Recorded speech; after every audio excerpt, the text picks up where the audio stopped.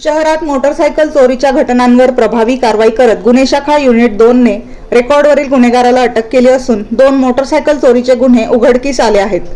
Police आयुक्त Sandeep Karnik, police उपायुक्त किरणकुमार चव्हाण तसेच सहाय्यक पोलीस आयुक्त गुन्हे शाखा संदीप मिटके यांच्या मार्गदर्शनाखाली ही कारवाई करण्यात आली।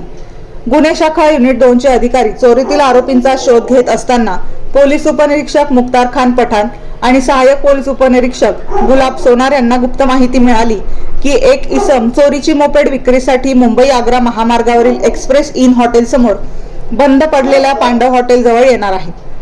पोलिसांनी तात्काळ सापळा रचून वैभव बंडू काळे वय 26 वर्षे राहणार ममदापूर तालुका राहाता जिल्हा अहिल्यानगर यास रंगेहात पकडले।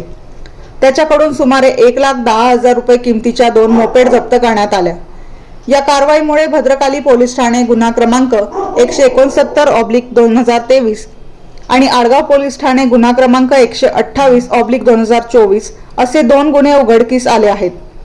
आरोपीस पुढील कारवाईसाठी भद्रकाली पोलीस ठाण्याच्या ताब्यात देण्यात आले असून गुन्हे शाखा युनिट क्रमांक 2 ची ही महत्त्वपूर्ण कामगिरी मानली जात आहे।